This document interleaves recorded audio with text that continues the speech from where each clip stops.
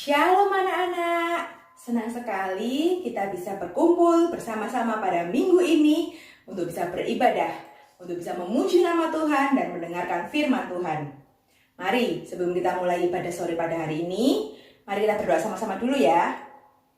Tuhan Yesus, terima kasih Tuhan atas kesehatan yang Kau berikan bagi kami, sehingga kami bisa berkumpul bersama-sama untuk bersekolah minggu.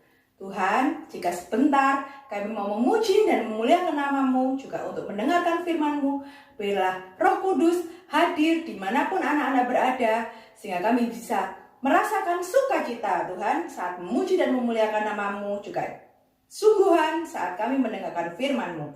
Jika masih ada roh main-main, tidak sungguh-sungguh, bersatu hati kami memanggil nama-Mu, yaitu dalam nama Tuhan Yesus Kristus, roh main-main tidak sungguh-sungguh pergi. Darah Yesus yang berkuasa dan menjagai hidup kami sehingga kami bisa dengan sukacita memuji dan memuliakan nama-Mu dan dengan sungguh-sungguh menerima firman-Mu. Terima kasih Tuhan, berhadiratlah dalam ibadah pada sore hari ini. Kami sudah berdoa dan mengucap syukur, yang percaya katakan amin.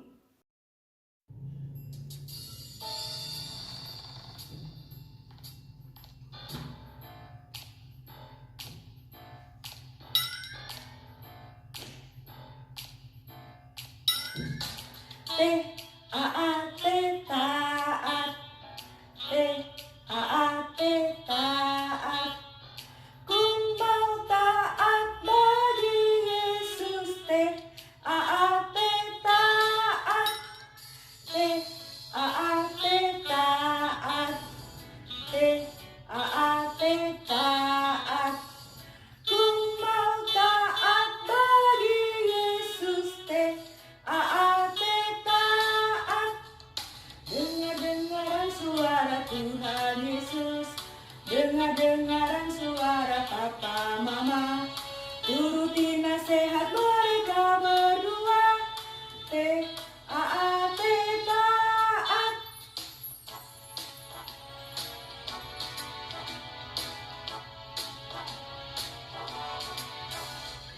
T-A-A-T taat, T-A-A-T taat. Ku mau taat bagi Yesus, T-A-A-T taat, T-A-A-T taat, T-A-A-T taat. Ku mau taat bagi Yesus, T-A-A-T taat. Dengar-dengaran suara Tuhan Yesus, dengar-dengaran suara papa mama, turuti nasihat mereka berdua, T-A-A-T taat. Dengar-dengaran suara Tuhan Yesus, dengar-dengaran suara papa mama, turuti nasihat mereka berdua, T-A-A-T taat.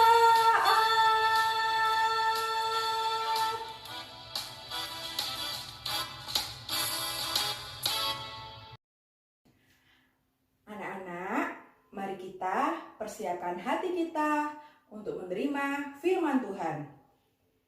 Mari kita naikkan satu pujian, bagaimana kita bersyukur Bapa di surga sudah sangat mengasihi kita, sudah sangat memberkati kehidupan kita. Bapa, Engkau baik.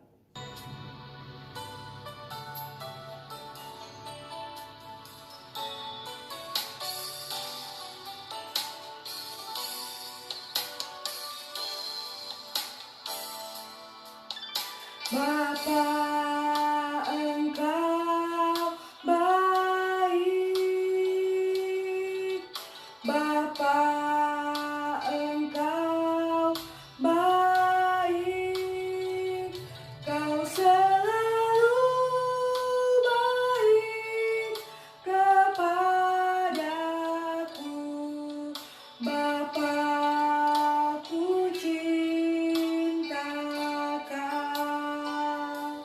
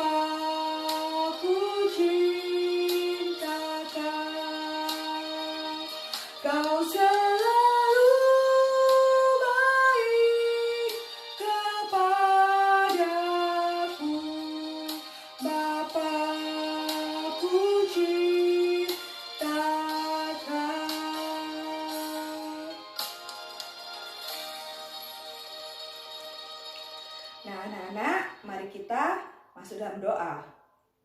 Tuhan Yesus, terima kasih Tuhan jika kami boleh memuji dan memuliakan kebaikan-Mu Tuhan dalam kehidupan kami. Jika sebentar kami akan menerima firman-Mu, tolong kami Tuhan untuk tetap sungguh-sungguh menerima firman-Mu dengan baik. Biarlah panca indera kami, hati kami menjadi tanah yang subur sehingga Engkau bisa menaburkan firman-Mu dan firman itu bisa bertumbuh di hati kami sehingga kami bisa berbuah-buah dan menyenangkan hati-Mu.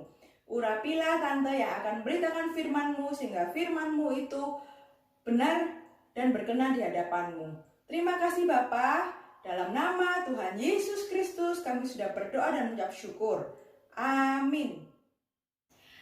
Nah anak-anak, sebagaimana kita sudah mengikuti tiap minggu bahwa firman Tuhan kita akan berseri dalam kitab Injil Matius. Kali ini kita sudah sampai pada Injil Matius pasal 18. Kalian saksikan tayangan berikut ini ya. Matius pasal 18 ayat 1 sampai dengan yang ke-20. Siapa yang terbesar dalam kerajaan sorga? Pada waktu itu datanglah murid-murid itu kepada Yesus dan bertanya, siapakah yang terbesar dalam kerajaan sorga? Maka Yesus memanggil seorang anak kecil dan menempatkannya di tengah-tengah mereka lalu berkata, Aku berkata kepadamu, sesungguhnya jika kamu tidak bertobat dan menjadi seperti anak kecil ini, kamu tidak akan masuk ke dalam kerajaan sorga. Sedangkan barang siapa merendahkan diri dan menjadi seperti anak kecil ini, dialah yang terbesar dalam kerajaan sorga. Dan barang siapa menyambut seorang anak seperti ini dalam namaku, ia menyambut aku. Nah anak-anak, sudah kita saksikan sama-sama ya tayangan tadi. Sekarang kita baca sama-sama dalam Alkitab ya. Ayo yang di rumah, diambil Alkitabnya, kita buka sama-sama. Minggu ini kita belajar dalam Matius 18 ayat 1 sampai 5. Siapa yang terbesar dalam kerajaan surga? Pada waktu itu datanglah murid-murid itu kepada Yesus dan bertanya, siapakah yang terbesar dalam kerajaan surga? Maka Yesus memanggil seorang anak kecil dan menempatkannya di tengah-tengah mereka.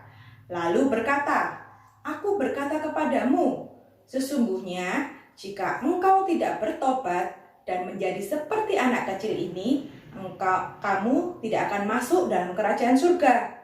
Sedangkan barang siapa yang merendahkan diri dan menjadi seperti anak kecil ini, dialah yang terbesar dalam kerajaan surga. Dan barang siapa menyambut seorang anak kecil ini di dalam namaku, ia menyambut aku. Amin. Nah anak-anak, seperti yang sudah kita saksikan dalam tayangan tadi dan juga seperti yang sudah kita baca sama-sama, ceritakan bahwa murid-murid Tuhan suatu saat datang kepada Tuhan Yesus.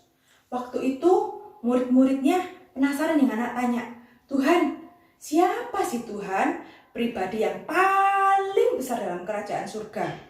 Mungkin ya anak-anak, murid-muridnya mengharapkan bahwa Tuhan akan menjawab, Nabi Musa yang terbesar dalam kerajaan surga, atau malaikat A, atau malaikat B. Bukan ya anak-anak. Bagaimana mereka semua terkejut saat Tuhan menjawab dengan menarik seorang anak kecil, diletakkan di tengah-tengah mereka, dan menjawab, ini loh, seperti ini loh, yang terbesar dalam kerajaan surga. Wah anak-anak, kalau jadi anak kecilnya itu pasti kaget, pasti juga senang. Loh, saya yang terbesar dalam kerajaan surga. Kok bisa ya anak-anak? Anak-anak mau belajar sama-sama? Kenapa seorang anak kecil Tuhan bilang sebagai pribadi yang terbesar dalam kerajaan surga? Nah anak-anak, bukan tanpa alasan. Tuhan bilang bahwa anak kecil ini adalah yang terbesar dalam kerajaan surga. Bukan tanpa alasan ya anak-anak, bahwa Tuhan ini bilang bahwa menjadi seperti anak kecil ini adalah kehidupan yang terbesar dalam kerajaan surga. Kalian mau tahu alasannya? Anak-anak, menjadi seorang anak kecil itu artinya apa? Pertama, dia itu percaya sepenuh kepada Bapaknya. Sekarang tante tanya, siapa yang paling kalian percaya dalam hidup kalian? Siapa? Tetangga kalian? Siapa? Televisi? Tentu bukan ya anak-anak. Pasti kalian jawab apa? Papa, mama. Nah, sifat anak kecil yang seperti ini ya anak-anak, memiliki kepercayaan sepenuh kepada orang tuanya. Dalam hal ini, sifat anak kecil itu kita memiliki iman sepenuhnya pada siapa? Pada Bapa yang di surga. Anak kecil kalau diberi makan sama orang tuanya, nggak mungkin kan dia bertanya, ini pasti ada racunnya, nanti ini aku pasti buat aku sakit. Enggak, karena dia percaya, dia pasti langsung makan. Karena dia percaya bahwa orang tuanya memberi yang terbaik bagi dia. Anak kecil tidur dengan tenang waktu malam, kenapa? Dia percaya bahwa orang tuanya ada di dekat mereka. Orang tuanya akan menjaga mereka dari mara bahaya. Kalian pasti tenang kan kalau tidur malam hari percaya bahwa oh, papa mama ada di kamar sebelah. Aku nggak akan takut. Papa mama pasti menjaga saya malam hari ini. Nah, seperti anak kecil itu ya anak-anak yang tidak meragukan kasih Bapa, kita juga harus memiliki iman dan percaya seperti itu. Seringkali kita tambah lama, tambah besar, kita memiliki ketakutan-ketakutan kita, kekhawatiran-kekhawatiran kita. Waduh, aku butuh ini, tapi kira-kira aku bisa nggak ya dapatkan? Atau, aduh, aku menghadapi masalah ini, bisa nggak ya aku menyelesaikan masalah ini? Ketakutan-ketakutan, kekhawatiran tentang apa yang kalian pakai, apa yang kalian makan. Padahal kalian ingat ada suatu lagu, gimana? Jangan kamu khawatir, burung di udara dia pelihara. Jangan kamu khawatir, bunga di padang dia hiasi. Jangan kamu khawatir, apa yang kau makan, minum, pakai. Jangan kamu khawatir, Bapa di surga memelihara. Nah anak-anak, percaya karena seperti di pujian itu, Tuhan memelihara burung-burung di udara, bunga-bunga di padang. Tuhan juga pasti memelihara kita. Tuhan pasti apa? Memelihara anak-anaknya. Ayo kita baca satu ayat ya anak-anak. 1 Petrus 5 ayat 7. 1 Petrus 5 di perjanjian baru ya. 1 Petrus 5 ayat 7. Serahkanlah segala kekhawatiranmu kepadanya, sebab ia yang memelihara kamu. Nah anak-anak, ini harus kita pegang, harus kita imani. Belajar seperti anak kecil yang percaya sepenuh pada orang tuanya. Kita juga menyerahkan semua kekhawatiran kita, semua kerinduan hati kita pada Tuhan. Tuhan, aku percaya Tuhan, Engkau Bapa yang baik. Engkau yang tahu apa yang menjadi keperluanku, apa yang menjadi kebutuhanku, dan Engkau akan menyediakan sesuai tepat pada waktunya Tuhan. Nah, itu sifat yang pertama ya anak-anak, percaya sepenuh kepada Bapa. Sifat yang kedua anak-anak, anak kecil itu apa anak-anak? Anak kecil itu mudah dibentuk, mudah diajar. Anak kecil itu apa?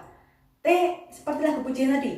T-A-A-T, taat. Iya anak-anak. Anak kecil itu waktu disuruh, ayo kamu waktunya makan ini ya. Jangan dibantah, ini makan sayur ini enak, sehat buat kamu. Pasti anak mau makan. Atau di saat disuruh pergi kemana atau kemana, pasti dia tidak akan bertanya-tanya, ini aku mau dibawa kemana sih?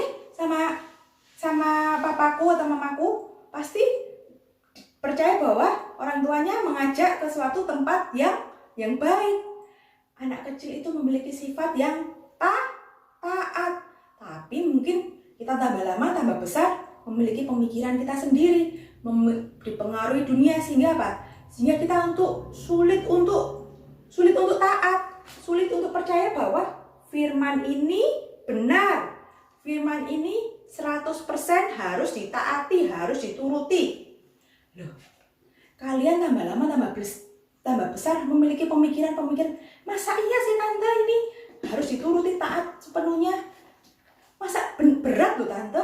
Masa firman itu bilang kalau kamu ditampar pipi kiri, kasih pipi kanan? Nggak logis tante itu. Wah anak-anak, firman Tuhan ini tidak sulit untuk dilakukan karena dibuktikan bahwa ada pribadi yang sanggup mentaati, menyelesaikan. Mungkin kita kalau nggak ada contoh, enak aja tante nyuruh, tapi kita ada teladan anak-anak. Teladan utama tentang apa? Tentang ketaatan. Siapa yang paling taat? Kalian angkat tangan? Ya nggak pernah? Bukan kita anak-anak. Teladan ketaatan yang terutama itu ialah pribadi Tuhan Yesus sendiri. Dia taat sebagai anak Allah yang tinggal di surga, yang enak-enak, hidup bahagia. Tiba-tiba disuruh sama Bapa turun ke dunia, jadi manusia biasa, merasakan lapar, merasakan haus, merasakan diuji sama iblis, merasakan apa juga? Merasakan penderitaan, merasakan aniaya. Tapi dia apa penolak? Apa dia pergi? Apa dia nggak mau taat? Tapi dia menunjukkan bahwa dia itu taat, bahkan taat sampai mati. Kita baca ya anak-anak dalam Filipi 2 ayat 8. Filipi 2 ayat 8.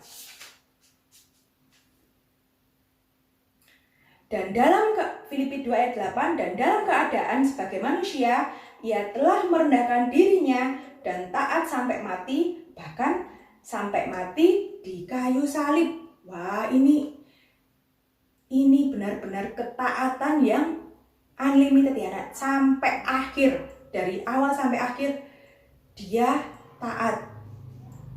Kita harus belajar ya anak-anak, apa yang menjadi kesukaan hati kita itu taat untuk merenungkan firman, membaca. Saat kita belajar untuk sungguh-sungguh mulai suka mendengarkan firman, merenungkan firman, kita diberi kekuatan. Bukan dengan kemampuan kita ya kita taat, pasti kita gagal.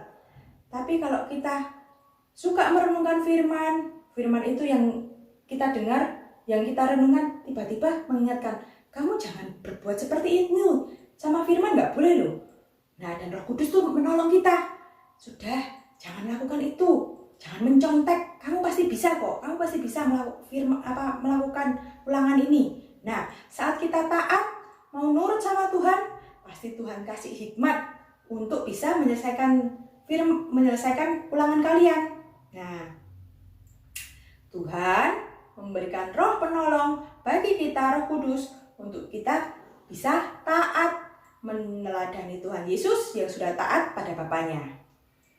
Nah, dua sifat tadi itu sudah menunjukkan bagaimana Tuhan menunjuk bahwa anak kecil itu menjadi pribadi yang terbesar dalam kerajaan surga. Yang pertama, dia percaya sepenuhnya, iman, tidak khawatir pada Bapaknya. Yang kedua, dia taat, mau dibentuk, nurut sama firman, nurut sama Bapak. Kalau kalian nurut sama orang tua, karena orang tua itu tahu yang terbaik bagi kalian. Jangan membantah. Nah, sekarang kita baca lagi di ayat ketiga sifatnya. Lalu Matius 18 ayat 3 ya. Lalu berkata, aku berkata kepadamu sesungguhnya jika kamu tidak bertobat dan menjadi seperti anak kecil ini, kamu tidak akan masuk dalam kerajaan surga. Nah, sifat yang ketiga itu apa anak-anak? Bertobat. Bagaimana kalian bisa menjadi yang terbesar dalam kerajaan surga kalau kalian tidak mau apa? Tidak mau bertobat. Bertobat itu apa? Berhenti berbuat dosa, kembali kepada Tuhan. Berhenti dari kehidupan lama yang jahat, lalu kembali kepada Tuhan. Kita nggak mungkin menjadi kehidupan yang menyenangkan Tuhan kalau kita masih memiliki sifat-sifat yang lama ya anak-anak, masih mempertahankan dosa loh. Tapi ini enak loh tante, ini kesukaanku, padahal itu salah, padahal itu tidak boleh. Saat kita mempertahankan apa yang menjadi mau kita, justru saat itu kita kehilangan apa? Kehilangan kerajaan surga. Coba tante bacakan ya buat kalian ya, di 2 Tawarikh pasal 7 ayat 4. Kenapa pertobatan itu penting ya anak-anak? 2 Tawarikh 7 ayat 14. 2 Tawarikh 7 ayat 14. Dan umatku yang atasnya namaku disebut merendahkan diri, berdoa, mencari wajahku, lalu berbalik dari jalan-jalannya yang jahat, maka aku akan mendengar dari surga dan mengampuni dosa mereka serta memulihkan negeri mereka. Wah, luar biasa ya anak-anak. Di sini disebut saat kita mau bertobat, Tuhan akan kembali mendengarkan kita. Tuhan akan kembali memperhatikan kita. Tuhan akan mengampuni dosa kita dan mengasihi kita dan memulihkan keadaan kita. Anak-anak, mungkin saat ini mengalami hal yang gak enak, mungkin mengalami hal yang berat, introspeksi diri. Apa ada kesalahan? Saat Tuhan Roh Kudus mengingatkan, berhenti kan anak-anak. Oh iya ya, kemarin sudah melawan papa mama, kemarin sudah mencuri uang papa mama. Nah, berhenti, stop. Berdoa minta ampun sama Tuhan dan sungguh-sungguh tidak mau mengulanginya lagi. Nah, saat itu Tuhan akan menolong kalian. Tuhan akan memulihkan keadaan kita. Sifat yang ketiga ya anak-anak, bertobat. Sekarang kita lanjut yang keempat. Untuk menjadi pribadi yang terbesar dalam kerajaan surga, itu seperti apa?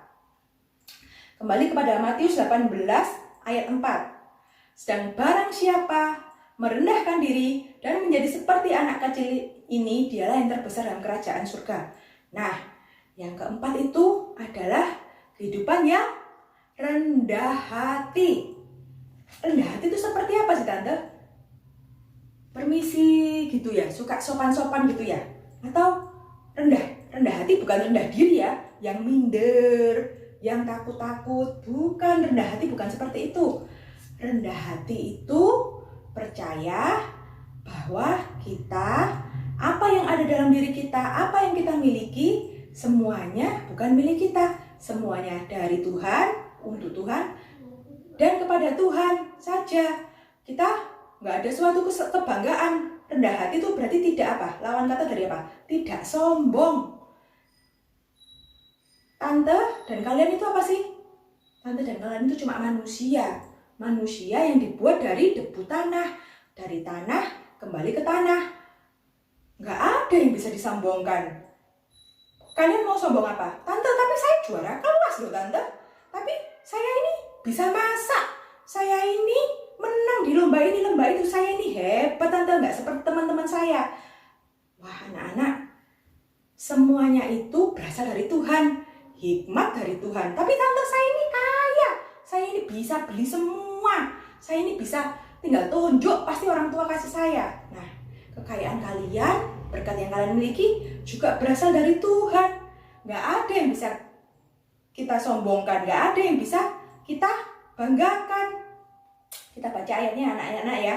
1 Petrus 5 ayat yang terakhir. 1 Petrus 5 ayat 5.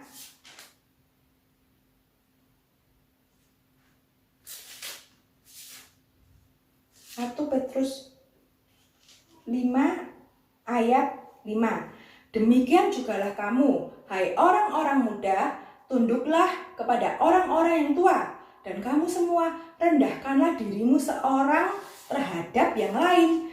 Sebab Allah menentang orang yang congkak, tapi mengasihani orang yang rendah hati. Wah, di ayat ini banyak belajar. Hai orang-orang muda, kita semua orang muda ya. Tunduklah kepada orang tua. Disuruh taat ya sama papa mama, sama orang yang lebih tua. terus rendahkanlah dirimu pada seorang yang lain.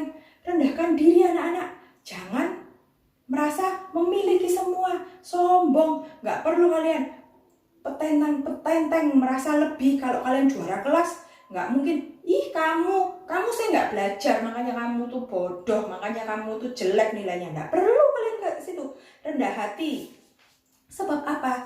Sebab Tuhan menentang orang congkak. Tuhan tuh gak suka orang congkak, tapi mengasihani orang yang rendah hati. Ayat 6 selanjutnya, karena itu rendahkanlah dirimu di bawah tangan Tuhan yang kuat, supaya kamu ditinggikan pada waktunya.